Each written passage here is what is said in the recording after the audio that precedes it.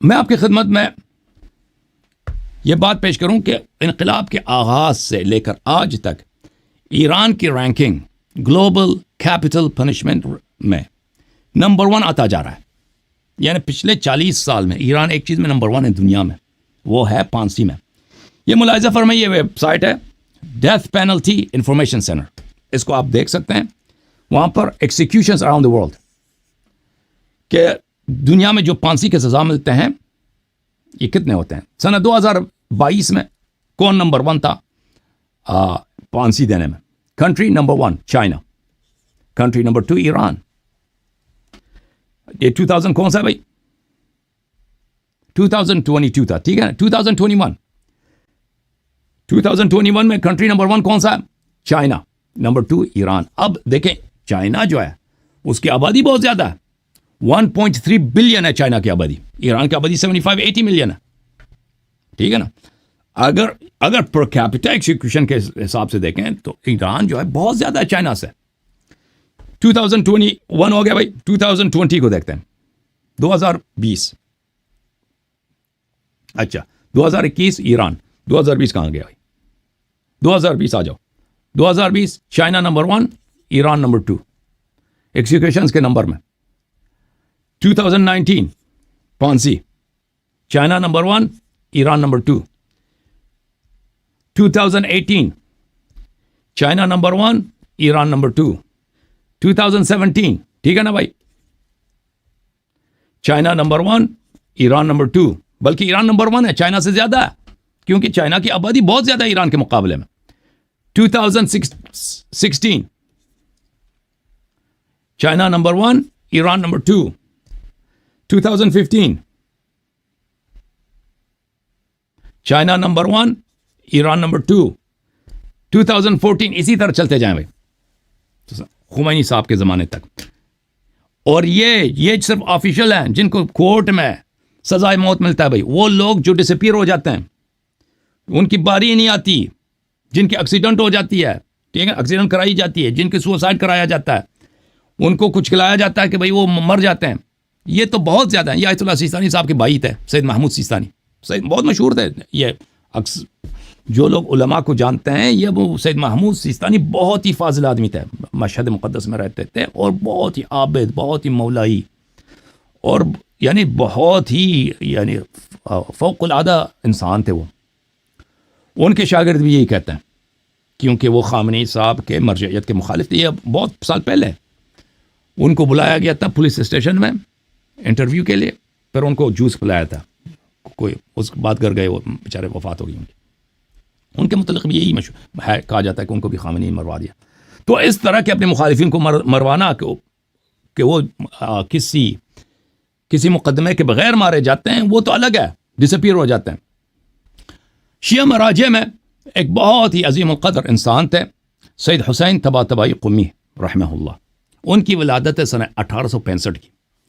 وہ آخوند صاحب کفایہ رحمہ اللہ کے شاگرد سید محمد کاظم طباطبائی صاحب عروہ کے شاگرد, اور مرزا حسن قمی مرزا ثانی کے شاگرد تھے سامرہ میں. پھر ان کو مرزا ثانی نے اپنے مرجعیت کے زمانے میں مرزا آخوند اور صاحب عروہ کے بعد مرجع اعلیٰ بن گئے شیعوں کے. تو ان کو انہوں نے نجف بھیجا تھا, قم بھیجا تھا, مشہد بھیجا تھا, اور یہ مشہد میں رہتے تھے. اور بعد میں جب کس کی وفات ہو گئی, آیت اللہ سید ابوالحسن اصفہانی سے پہلے, کون مر جاتے اس زمانے میں, یا آیت اللہ سید ابوالحسن اصفہانی کے بعد آیت اللہ برجردی سے پہلے, ان سب نے ان سے خواہش کی آپ مرجعیت سنبھالیں. یہ کچھ عرصے کے لیے مرجع اعلیٰ تھے, یعنی یہ مرجعیت ان کی عام تھی. بہت اپنی مرجعیت کے کچھ مہینے بعد ان کی وفات ہو گئی. ان کی بہت تعریف ہے, یہ ان کا تمثال مبارک ہے, آیت اللہ سید حسین طباطبائی قمی. یہ ان کے صاحبزادے ہیں, آیت اللہ سید حسن طباطبائی ان کے صاحبزادے ہیں. یہ وہی ہیں کہ خمینی صاحب کے ساتھ اکٹھے یہ ان کو شاہ نے گرفتار کیا تھا سن 1963 میں. خمینی کو چھوڑ دیا تھا, ان کو نہیں چھوڑا تھا. یہ شاہ نے ان کو 1963 میں نہیں چھوڑا تھا, یہ تبعید میں تھے. اب ایران کے اندر ممنوع ملاقات وغیرہ تھے, اور یہ اپنے گھر میں نظر بنتے یا جیل میں ہوتے تھے. اس طرح جب انقلاب پیروز ہوئی ہے تو یہ آزاد ہو گئے. اور پھر انہوں نے جب یہی پھانسی وغیرہ کا بازار دیکھا تو انہوں نے خمینی صاحب پہ اعتراض کیا، اور پھر یہ جنگ کی بھی مخالف بن گئے، کہہ رہے تھے کہ جنگ کیوں ہونی چاہیے، آپ صلح کر لیں. تو اس کو بھی خمینی صاحب نے گھر میں نظر بند کر دیا، اور یہ بہت عرصے تک نظر بند تھے، جب تک کہ بالکل ان کی یہ بات بھی نہیں کر سکتے تھے، بہت بوڑھے ہو گئے تھے، 90 سال سے ان کی عمر زیادہ ہو گئی تھی. تو پھر خامنی صاحب نے ان سے نظر بندی ہٹا دیا تھا. پھر اس وقت تو یہ بول بھی نہیں سکتے تھے، ان کی زندگی اب 90 سال سے اوپر ہو گیا آدمی، حافظہ بھی چلا گیا تھا. تو پھر یہ بالکل ان کی حالت خراب تھی، تو اس وقت چھوڑ دیا تھا اس بیچارے کو. تو ابھی ان کی وفات ہو گئی میرے خیال میں 2007 کو، اس طرح میرے خیال میں وفات ہو گئی. اچھا، ان کا ایک انٹرویو ہے، ملاحظہ کریں، یہ اطلاعات، روزنامہ اطلاعات ہے، یہ میرے خیال یہ 1979 کا ایڈیشن ہے. ان کا ایک انٹرویو ہے اطلاعات میں. اب اس میں پڑھنا کافی مشکل ہے، اور وہ صفحہ جس میں ان کا انٹرویو ہے وہ اسکین نہیں ہوا. میں کتاب سے ان کا انٹرویو دکھا دیتا ہوں، ان کے انٹرویو کے کچھ اقتباسات. یہ کون ہے؟ بہت بڑے مراجع میں سے ہیں کہ اس زمانے میں کے متعلق کیا کہتے ہیں. انقلاب کے آغاز میں جمہوری اسلامی از بازرگان تا روحانی، اسلامک ریپبلک آف ایران کی تاریخ، مہدی بازرگان، فرسٹ ہیڈ آف اسٹیٹ، پہلا پرائم منسٹر سے حسن روحانی صاحب تک. حسن روحانی ابھی سنہ 2001 میں ان کی جو ہے ختم ہو گئی نا، 2002-2001 میں ان کی پریزیڈنسی ختم ہوئی. اچھا، یہ ملاحظہ کریں، اس کتاب میں صفحہ نمبر 72 میں ان کی انٹرویو ہے. یہ کہ آیت اللہ سید حسن طباطبائی قمی چلتے ہیں تہران میں، خمینی صاحب سے ملاقات کرتے ہیں. ملاقات کے بعد انہوں نے روزنامہ اطلاعات کو یہ انٹرویو دیا ہے. من مدت هاست که از وضع مملکت و جریاناتی که در این امور انجام میگیرد بسیار ناراحتم. میں بہت عرصے سے یہ وقائع جو ایران میں پیش آ رہے ہیں میں سے بہت ہی ناراض ہوں، میں بہت ہی غضبناک ہوں. برای اینکه ما توقع ما این بود که در جمهوری اسلامی احکام اسلام بر طبق مقررات اسلامی انجام شود. کیونکہ ہماری امید یہی تھی کہ انقلاب ہوگا، جمہوری اسلامی بنے گی، تو اس میں اسلام کے احکام، اسلام کے قوانین کے مطابق تطبیق ہوگی، جاری ہوگی. ولی متاسفانہ تمام قوانین دارد برخلاف اسلام انجام می شود. لیکن بہت افسوس کے ساتھ تمام قوانین اسلام کے خلاف ان کی تطبیق ہوتی ہے، ان کی انفورسمنٹ ہوتی ہے، ان کا نفاذ ہوتا ہے. محاکماتی که انجام می شود خیلی از آنها برخلاف موازین اسلامی است. مقدمے جو چلتے ہیں کورٹس میں، لوگوں کو پھانسی ملتا ہے، کسی کو جیل ملتا ہے، کسی کو کوڑے لگتے ہیں، ان میں سے بہت سارے اسلام کے خلاف ہیں. از کشتار و زندان، کشتار بولتے ہیں میس کلنگ کو، کشتار کس کو بولتے ہیں؟ وسیع پیمانے پہ قتل. یہ وسیع پیمانے میں قتل آیت اللہ پسندیدہ کے مختلف لیٹرز میں بھی موجود ہے. سید مرتضیٰ پسندیدہ کے 970 سے زائد خطوط موجود ہیں، خمینی صاحب کو اس نے لکھا ہے. یہ خمینی صاحب کے بڑے بھائی تھے سید مرتضیٰ پسندیدہ، اور ان کی وفات ہے سنہ، مجھے لگتا ہے سنہ 1996-97 میں اس کی وفات ہوئی ہے. مرتضیٰ پسندیدہ صاحب خمینی صاحب کے بڑے بھائی تھے، لیکن خمینی سے زیادہ زندہ رہے، اور وہ ان کے لیٹرز موجود ہیں. وہ خمینی صاحب کے وکیل شرعی بھی تھے، خمینی صاحب کے انقلاب کے لیے انہوں نے بڑا کام بھی کیا، اپنے بھائی کو بڑے حامی تھے. لیکن انہوں نے ان کے بڑے خطوط ہیں جس میں وہ اعتراض کرتے ہیں انہی قتلوں پر. بہرحال از کشتار و زندان، لوگوں کو میس کلنگ کیا جاتا ہے، زندان، لوگوں کو جیلوں میں ڈالا جاتا ہے. مصادرہ اموال کہ بقدر کثیف انجام می شود کہ واقعا نمیتوان توصیف کرد. آپ کے آیت اللہ سید حسن کہتے ہیں یہ میس کلنگز اس زمانے میں کون کر رہا تھا؟ دیکھیں چھوٹے موٹے ججز جیسے یہ تھے، جیسے یہ آپ کے کیا نام ہے اس کا، رئیسی صاحب تھے. یہ لوگ انجام دیتے تھے. کس کی حکم پر؟ خمینی صاحب کے پرسنل فتوے پر، پرسنل انکریجمنٹ پر. میس کلنگز، جیل کے قید اور مصادرہ اموال اور ضبط اموال اتنے گندے طریقے سے انجام پاتے ہیں کہ ہم اس کو بیان نہیں کر سکتے. یہ کس کے الفاظ ہیں؟ یہ ایک مرجع کے الفاظ ہیں، میرے الفاظ نہیں. یہ بھی ایجنٹ تھے بھائی، یہ بھی CIA کے ایجنٹ رہے ہوں گے. اچھا، روحانیون محترم و متدین را که هیچ چیز به آنها نمیچسبد خلع لباس میکنند. اگر کوئی اعتراض کرے مولوی حضرات میں سے جو بہت ہی محترم ہے، متدین ہے، ان پہ کوئی کسی کو یقین نہیں آتا ہے، ان پہ کوئی اتہام لگا دے، ان کو خلع لباس کیا جاتا ہے کہ اب مولوی نہیں ہے بھائی، ان کو امامہ پہننے کی اجازت نہیں ہے اب آج کے بعد. افراد غیر صالح قاضی و رئیس دادگاہ میشوند. غیر صالح افراد، نالائق افراد، جیسے رئیسی تھا 20 سال کا ایک لونڈا ہے، 20 سال کا، اس کو کیا آتا ہے 20 سال، کہ آپ اس کو چیف پروسیکیوٹر بناتے ہیں، ایک شہر کا بھی نہیں، بیک وقت 2 اہم شہروں کا، کرج اور ہمدان کا، اور پھر 88 میں اس کو جج بناتے ہیں کہ مرضی قتل کرو، 88 کے اسکینڈل میں.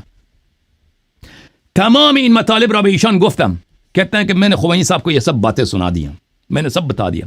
گفتم آقا بنام شما و بنام اسلام دارن اسلام را خرد میکنن و ضربه به اسلام میزنن. میں نے کہا کہ میرے مولا خمینی صاحب، آپ کے نام، آقا آپ کے نام پر اسلام کو بدنام کیا جا رہا ہے، آپ کو بدنام کیا جا رہا ہے، لیکن اس بیچارے کو پتہ نہیں تھا کہ یہ سب کچھ کیا جا رہا ہے خمینی صاحب کے حکم پہ. خمینی کو پتہ تھا، خمینی کے حکم پہ ہو رہا تھا، خمینی کے لیٹرز ابھی موجود ہیں، خمینی صاحب یہ حکم دے رہے تھے کہ یہ کرو، اس بیچارے کو پتہ نہیں تھا. اور پھر خمینی صاحب نے کیا، اس کو جیل میں ڈال دیا، اس کو بیچارے کو جیل میں ڈال دیا.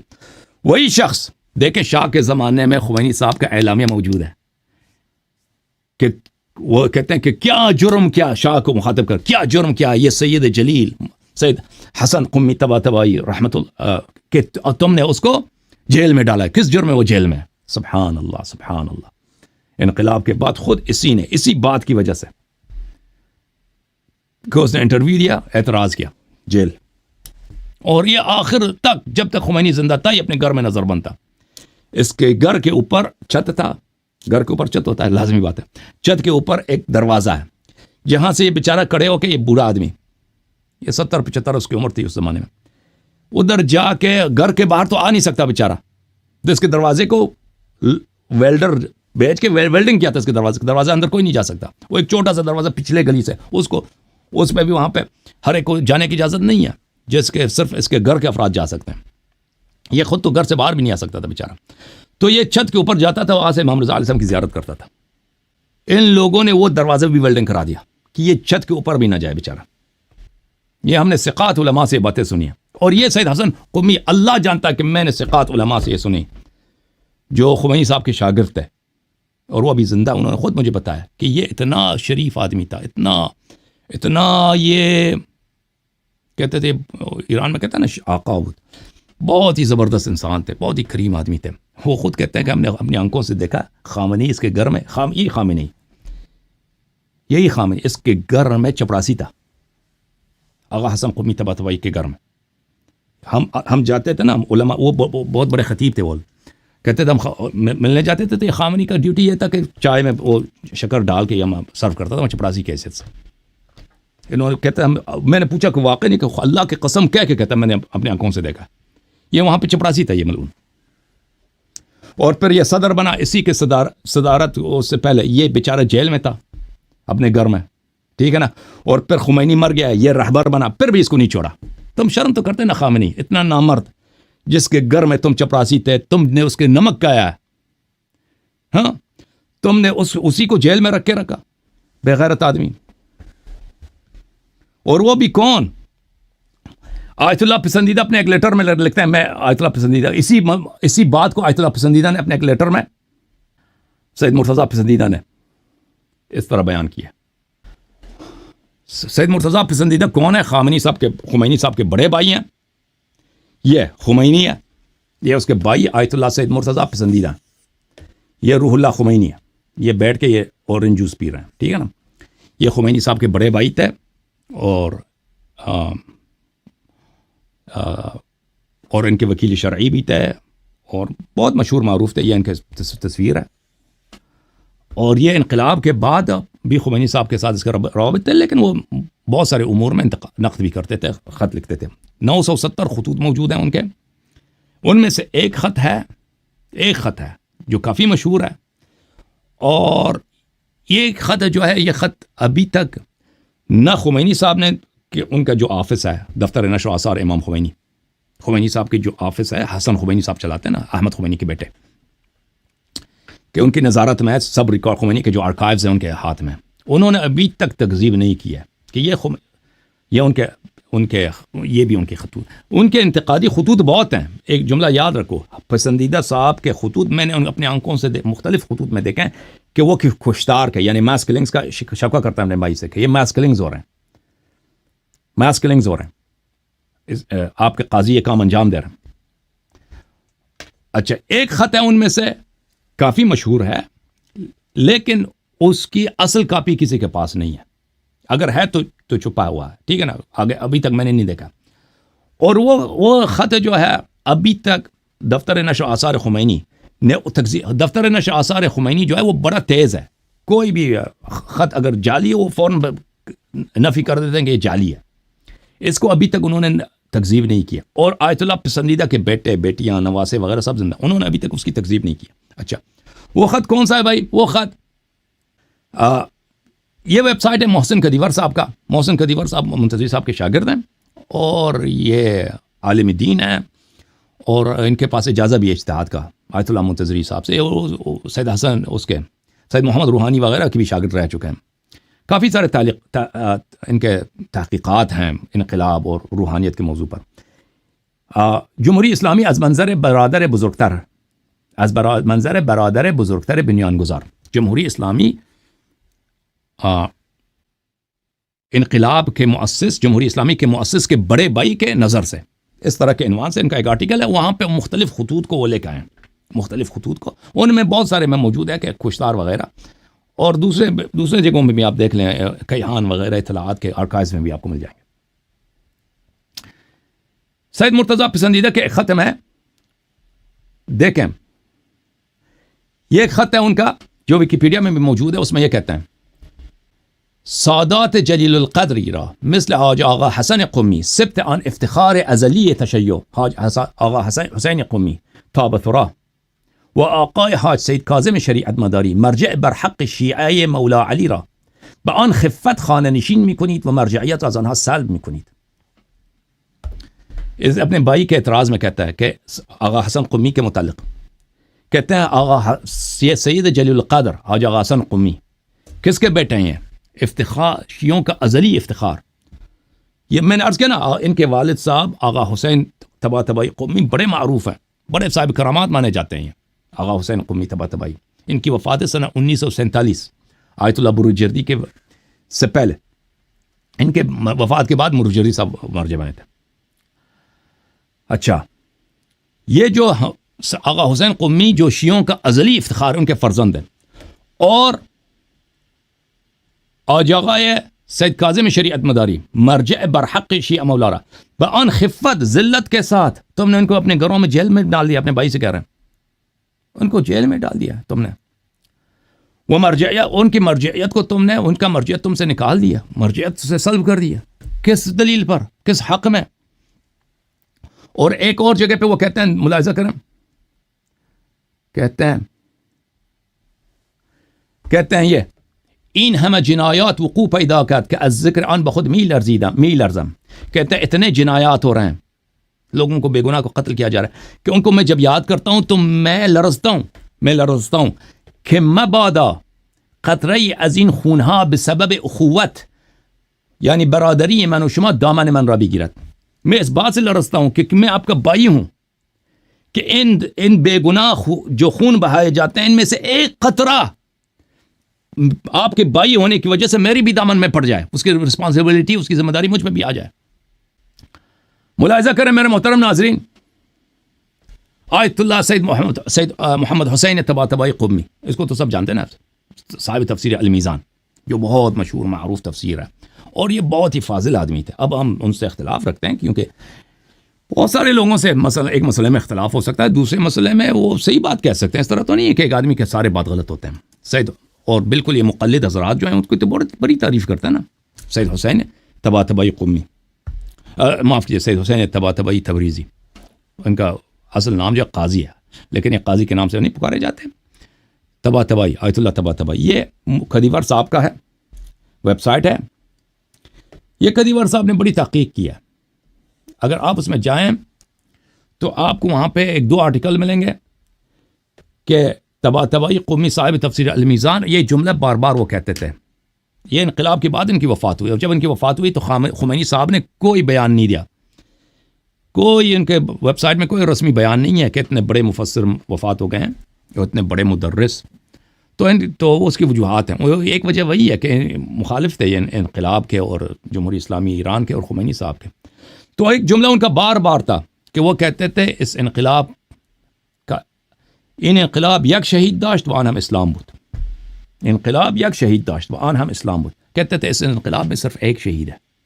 ایک شہید ہے اور وہ کون ہے؟ وہ خود اسلام ہے. خود اسلام ہے. ٹھیک ہے نا؟ خود اسلام ہے. دیکھیں اس زمانے میں دیکھیں 1980 سے 79 سے یہ میس کلنگ شروع ہو گئے ایران میں.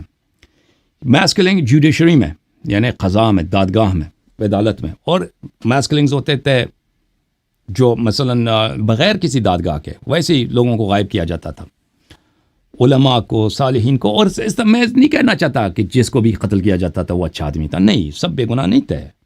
بعض لوگ ایسے تھے جنہوں نے کوئی ٹیررزم کا ارتکاب کیا تھا، تلوار اٹھایا تھا حکومت کے خلاف، یا کسی بے گناہ کو قتل کیا تھا. بعض لوگ ایسے بھی ہوتے تھے، لیکن بہت سارے تھے جو بے گناہ تھے. دیکھیں اوین جو پریزن ہے، اوین جو ایران کا سب سے بڑا جیل خانہ ہے، اور یہ تہران میں واقع ہوا ہے. اور شاہ کے زمانے میں علماء کو اسی میں ڈالا جاتا تھا. اب بھی وہاں پہ علماء کو ڈالا جاتا ہے، کیونکہ اس میں ایک ڈپارٹمنٹ صرف علماء کی ہے. اب میں بھول گیا ہوں اس کو، بند 305 یا 308 سے نہیں. وہ جو ایک بلڈنگ ہے 308 305، وہ میں صرف علماء کو رکھا جاتا ہے، وہ دادگاہی ویژہ کے ہاتھ میں. تو اس انقلاب کے آغاز میں یہ شخص حسین مرتضوی، سید حسین مرتضوی، یہ اوین پریزن کا کیا تھا؟ اوین پریزن کا یہ اس کے ہاتھ میں تھا. یہ اب جو ہے اب 2-3 سال پہلے یا 4-5 نہیں اس سے پہلے، یا مجھے یاد نہیں ہے اب کب کی بات ہے، نہیں ابھی اس کے بیان آیا، ابھی اسی سال اس کا بیان آیا. یہ ایک پوڈ کاسٹ میں، اب یہ جو ہے ریڈیو فردا کا ویب سائٹ ہے، لیکن اس نے ریڈیو فردا کو انٹرویو نہیں دیا، اس نے پوڈ کاسٹ میں بولا، جو وہاں پہ ایک مشہور پوڈ کاسٹ ہے جو فارسی زبان میں بہت مقبول ہے، کلب ہاؤس اس کو بولتے ہیں. کلب ہاؤس میں اس نے انٹرویو دیا ہے، اس میں بولا ہے ہر قدر بله مرتضوی را هر قدر بخواهند با آب زمزم غسل بدهند پاکش کنند پاک نمی شود. یہ کہتا ہے کہ مجھے جتنا تم غسل دے دو، مجھے زمزم کے پانی کے ساتھ مجھے غسل دے دو، میں پاک نہیں ہو جاؤں گا. این را صریح می گویم، میں اس کو صحیح کہتا ہوں، صریح کہتا ہوں. بنویسید، اس کو لکھ دو. چرا؟ بالاخره ما قبول کردیم و این مسئولیت را داشتیم و زندانیان را نگه داشتیم، کیونکہ یہ میری ذمہ داری تھی. جیلر میں تھا، جیل کا وارڈن میں تھا، جیل کا جو سربراہ میں تھا. جیل والوں کو جو میرے قیدی تھے ان کی نگہداشت میری ذمہ داری تھی. اگرچه در اجرای حکمشان دخیل نبودیم ولی نگه داشتیم. من غلط کردم، باید ترک میکردم آنجا را. میں نے جیل ان بے گناہ لوگوں کو کیوں جیل میں رکھا ہے؟ میں نے ان کو پھانسی نہیں دیا، لیکن میں نے ان کو رکھا تھا. مجھے چاہیے تھا کہ میں استعفا دیتا، میں نکل جاتا. وہی خود کے اس کے اپنے الفاظ ہیں. یہ انقلاب کے آغاز میں بڑا شعر تھا اور بڑا، دیکھیں یہ اس کی تصویر ہے. یہ مرتضوی صاحب ہیں، یہ یاسر عرفات ہے، یہ قطب زادہ ہے، اور یہ احمد خمینی. قطب زادہ احمد خمینی ایسے تھے، قطب زادہ احمد خمینی ایسے تھے. اور میں قطب زادہ کے متعلق ایک بات بتاؤں، جو لوگ اس کو نہیں جانتے. قطب زادہ امریکہ میں پڑھتا تھا انقلاب سے پہلے، جیسے بہت سارے انقلابی لوگ امریکہ میں تھے، یورپ میں تھے، اور خمینی کے ہواداروں میں تھے، خمینی کے حامین میں تھے. تو امریکہ میں جو لوگ رہتے تھے نا، بہت خمینی صاحب کی بہت سپورٹ تھی امریکہ میں. ایرانی جو یہاں پہ تھے مذہبی لوگ شاہ کے خلاف تھے اور وہ شاہ کو برا مانتے تھے. انہی میں ایک قطب زادہ صاحب تھے. قطب زادہ خمینی صاحب کے پاس فرانس چلے گئے، اور فرانس سے پھر جب انقلاب کامیاب ہوا ہے تو ایران چلے گئے. تو ایران میں یہ اور خمینی صاحب احمد خمینی قطب زادہ ایسے دوست تھے پکے. ایک زمانے میں آیت اللہ منتظری صاحب کہتے ہیں کہ احمد خمینی جیل میں تھا ایران میں، ساواک وغیرہ نے ڈال دیا تھا. تو یہ قطب زادہ روزانہ اپنے گھر سے، انقلاب سے پہلے کی بات ہے، اپنے گھر سے کھانا پکا کر ہر روز کھانا لاتا تھا. کس کے لیے؟ احمد خمینی کے. اتنے پکے دوست تھے یہ. اچھا، اب خمینی صاحب کا ایک بہت بڑا کون ہے، بہت بڑا رقیب ہے، بہت بڑا کمپٹیشن ہے ایران میں. مرجعیت میں کون ہے؟ آیت اللہ سید کاظم شریعت مداری، اتنا بڑا مرجع. خمینی سے بھی اس کی مرجعیت زیادہ ہے، وہ ولایت فقیہ کو نہیں مانتا. اس کو سامنے سے ہٹانا. تو کیا ان لوگوں نے بھائی یہ پلان بنا دی. قطب زادہ سے احمد خمینی نے کہا کہ تو آ کے اعتراف کر لے کہ ہم جو ہے اعتراف یہ کر لو، تم ٹی وی میں آ کے کہہ دو کہ بھئی ہم آپ کو جیل میں ڈالیں گے، آپ اعتراف کر لیں، انقلاب کی مسئلہ ہے، انقلاب کو بچانا شریعت مداری سے ہمارا نہیں ہو سکتا. شریعت مداری اتنا بڑا ہے کہ خمینی اس کو کنٹرول نہیں کر سکتا، اس کی لیڈرشپ خمینی جیسی ہے. تم آ کے اعتراف کرو کہ ہم جو ہیں یہاں پہ خمینی صاحب کے گھر کے ساتھ ہم نے یہاں پہ ایکسپلوزو مٹیریل، یہاں پہ بم وغیرہ کسی کنویں میں ڈال رکھے ہیں تاکہ خمینی کو قتل کریں. اور ہمیں انکریجمنٹ کس نے کیا؟ ہمیں یہ راستہ کس نے دکھایا؟ آیت اللہ شریعت مداری میں. آیت اللہ شریعت مداری صاحب نے کہا کہ تم یہ کر لو، میں مر جاؤں لوگوں کو میں سنبھال لوں گا، بس تم خمینی کا خاتمہ کر لو، بس تم یہ کر لو، یہ تم اعتراف کر لو، پھر تم معافی مانگ لو، پھر میرے والد صاحب آپ کو معاف کریں گے. تو یہ انقلاب کی خاطر، اسلام کی خاطر آپ یہ قربانی قبول کر لیں. تو اس نے یہ قبول کر لی. ملاحظہ کریں، یہ خاطرات آیت اللہ منتظری ہے. یہاں پر صفحہ نمبر کون سا ہے بھائی؟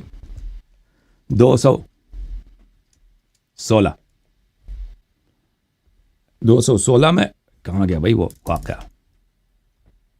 ہاں یہی صفحہ نمبر 216 میں، اس میں یہاں پر اسی واقعے کو لکھا. شما مصلحتاً این مطالب را بگویید و اقرار کنید و بعد شما را امام عفو میکند. احمد آقا در زندان سراغ قطب زاده رفته و گفته، احمد خمینی قطب زاده کے پاس گیا، اس کو بولا کہ آپ یہ باتیں کرنے، پھر امام آپ کو عفو کرے گا. اس نے بھئی یہ کر لی، ٹھیک ہے. و باز بعدها از طریق موثقی شنیدم که جریان ریختن مواد منفجره در چاه نزدیک محل سکونت مرحوم امام به کلی جعلی است و واقعیت نداشته است و منظور فقط پرونده سازی برای مرحوم آقای شریعت مداری بوده. یہ تو نمبر 2 تھے نا، یہ تو سب ان کے پاس انٹیلیجنس رپورٹس وغیرہ آتے تھے وقتاً فوقتاً خمینی کے، ٹھیک ہے نا. کہتے بعد میں ان موثق لوگوں نے مجھے بتا دیا، موثق لوگوں نے بتا دیا کہ یہ سارا ماجرا جو ہوا نا آیت اللہ شریعت مداری کے خلاف، کہ انہوں یہ سازش میں مبتلا تھے کہ خمینی صاحب کو اڑایا جائے، ان کو بم رکھ کے اڑایا جائے، یہ سب کے سب جعلی تھا. سب کے سب خود احمد خمینی صاحب ان کے انٹیلیجنس سروس نے بنا دیا تھا تاکہ کس طرح مرحوم آیت اللہ شریعت مداری کو ان کو بے عزت کیا جائے، ان کو ایک ایسا مجرم بنایا جائے کہ دیکھو یہ مر جائے. اس مرجے نے کیا کیا؟ پیسے دیے کہ تم جا کے خمینی صاحب کے گھر کے ساتھ وہاں پہ بم رکھ کے اس کو اڑا دو تاکہ میں رہبر بن جاؤں. یہ سب کس نے کیا؟ احمد خمینی ان لوگوں نے کیا تھا شریعت مداری کو راستے سے ہٹانے کے لیے.